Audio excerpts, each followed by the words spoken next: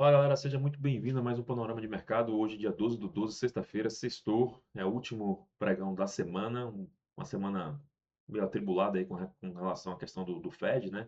O Powell desalinhado com sua equipe, a fala dele não alinhou muito com o gráfico de pontos, e a gente sabe que o mercado primeiro precificou de uma forma, depois olhou o outro lado da moeda e aí precificou de novo diferente. Ontem o mercado já voltou a subir, né? É, puxado aí ah, pelos demais setores que não tecnologia, né? Acabou olhando o copo meio cheio, a questão da redução dos juros, o Russell, que as small caps puxou, o Dow Jones também, Nasdaq aqui acabou ficando no negativo.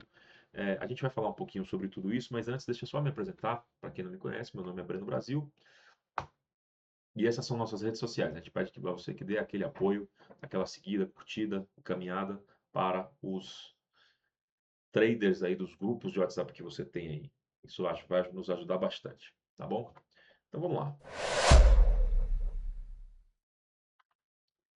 Bom, falando um pouquinho sobre ontem, né? A gente viu os mercados fazendo as máximas. Aqui no caso eu tenho Nasdaq, né? Mas Nasdaq não chegou a estar tão positivo. Na verdade você vê, olha, não passou por campo positivo, mas fechou bem ali depois de ter caído bastante ao longo da manhã, ó, e depois foi buscar quase que suas máximas. Chegou até a passar aqui para o campo positivo, na verdade, mas depois acabou voltando. É, Havia uma preocupação do setor de tecnologia com relação a os resultados de Oracle. Eu falei sobre isso ontem, tá? Um resultado que, do ponto de vista de IA, de data centers, né, dos investimentos que foram feitos, as vendas não colaboraram. Já tinha aquela pulga atrás da orelha. Os demais setores, como não tem essa preocupação, com corte de juros, subiram. Por isso, Dow Jones subiu, S&P subiu, né, e Russell 2000 também subiu. Só que essa preocupação em tecnologia já deixava a Oracle com 13% no negativo, chegou a estar 3,3% negativo ontem, puxando, né, o índice para baixo, ela é uma empresa grande, mas ela também acaba espalhando isso, Nvidia, etc e tal. Resultado da Broadcom, né, ontem. Muito investimento em IA, investimento pesado, está fazendo o que a Amazon fez há pouco tempo atrás, tá? O caso da Amazon já começou a capturar os resultados. Inclusive, ela anunciou, né, ali setembro, outubro, se não me engano, outubro, o início da demissão de 14 mil funcionários. Tá? Isso por conta dos resultados das entregas da inteligência artificial. Vai ser a mesma coisa com a Broadcom? Não sabemos. Por enquanto, o que a gente está vendo é um gasto muito grande, né? Um caixa que está sofrendo. A diretora financeira foi chamada para falar um pouco sobre isso. Ela fez uma intervenção, disse que realmente tem essa preocupação, preocupação, não vou dizer preocupação, mas que tem esse impacto no caixa. O mercado, obviamente, fica desconfiado, não sabe se esse dinheiro vai voltar. O que ele enxerga agora nesse momento é um lucro por ação que poderia ter sido melhor no curto prazo, né? Mas é, essa lebre ela sempre vem quando essas empresas começam a fazer gastos muito grandes com relação a esse tipo de investimento, porque são investimentos pesados, caros e que afetam muito o caixa. Tá? Dessa forma, o mercado de IA, no caso o QQQ, né, as Big Techs, acabaram puxando, né, a Nasdaq para baixo ontem, as demais índices estavam para cima. Agora, se a gente olhar, Nasdaq 0,56 negativo, S&P 0,16 e a coisa se repetindo muito em função da questão da Broadcom, dessas intervenções aí que foram colocadas aí na mídia entre ontem e hoje. Tá? Se a gente for olhar, vamos aqui, ó, na verdade, vamos puxar aqui, né? Ó, a gente tem os títulos do Tesouro levemente positivos aí, né? O curto prazo nem tanto, mas o longo prazo, lembrando que teve um leilão de 30 anos ontem, né? Então tem impacto aqui. O VIX ele está positivo 2%, tem a ver com a queda, né? Se você olhar o mercado veio lá de baixo, estabilizou aqui agora. Mas ele abriu com gapzinho, tá? Ele abriu com gapzinho, ele abriu ali com, não foi, deixa eu ver, 1%, tá? Tá com 2 e pouquinho, então na prática ele subiu 1%. É, na verdade, 1% foi aqui no final desse candle, né? Enfim, abriu ali com 0,5% de gap. Então, subindo, o mercado caindo, está correlacionado, ok. Não é muita coisa, não quer dizer que o mercado está em sell-off, vem com receio, né, etc e tal, mas tem essa questão do asterisco da IA, tá? Ah, DX levemente positivo, tá? Depois de ter sofrido aí após a coletiva de imprensa do Powell, principalmente pelo fato dele ter falado que está mais tranquilo aí com relação aos indicadores econômicos, que ele enxerga que pode haver sim corte de juros em 2026, e aí o dólar obviamente cai, agora parou um pouquinho, se segurou ali na região de 98,5. Tá bom? O Bitcoin segue na toada dele ali, 92 mil, fica ali 92, 93, volta um pouquinho, 91,5, 92,5.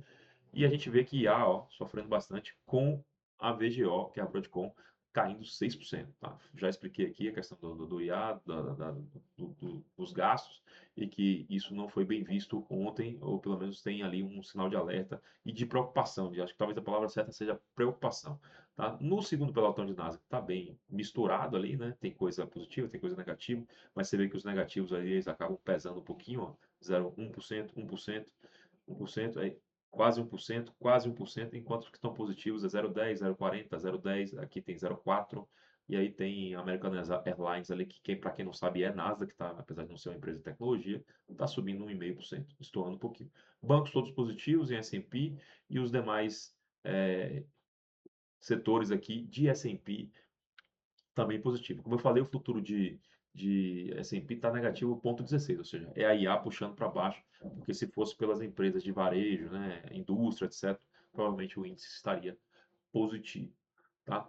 Então, esse é o cenário base ali dos ativos. Lembrando que petróleo, que não está aqui, ele está, neste momento, caindo de 0,16%. Na verdade, ele deu praticamente uma estabilizada. Ele caiu mais de 1% ontem, caiu também nos pregões anteriores aí, deu uma pequena reagida na hora do corte de juros, mas ali com a possibilidade de paz entre Rússia e Ucrânia, o petróleo vem cedendo esses tempos, está com 57, 52 a cotação do WTI agora, e a gente vê que essa questão de Rússia e Ucrânia pode, se vier a um acordo de paz que está arrastado há bastante, quando parece que está próximo, acaba não acontecendo.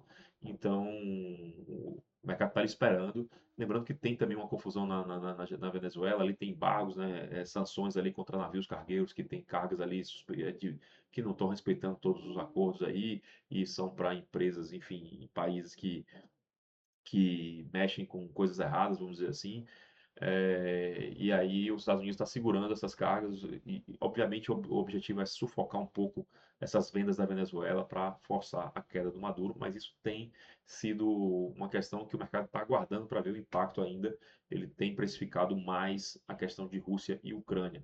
Então, se a coisa azedar por lá, do ponto de vista de perspectiva de paz, pode ser que o mercado, as cotações de petróleo voltem a subir. Ou, obviamente, se a OPEP vir a fazer alguma intervenção no sentido de corte de produção, porque isso também sempre afeta, tá bom? Então, basicamente é isso. A gente tem um cenário onde as bolsas estão ligeiramente negativas nessa abertura. Em termos de agenda para hoje, eu vou puxar aqui. Opa, acho que assim foi bom que ficou grande, né? A gente teve aqui coisas aqui no Brasil, né, do setor de serviços. Aí vamos ter balanço da conta corrente aqui alemã.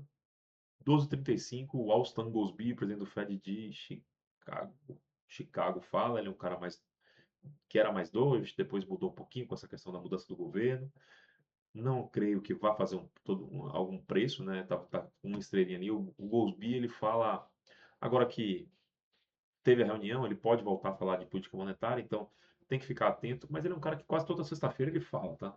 Então, e aí tem os relatórios aqui de posições de commodities, que também para a gente aqui do mercado do day trade, né, dos índices futuros, também não vai ajudar muito. Então, agenda na prática vazia hoje.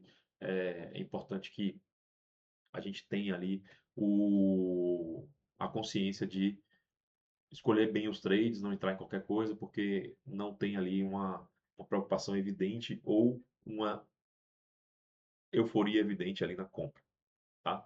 Então, é isso.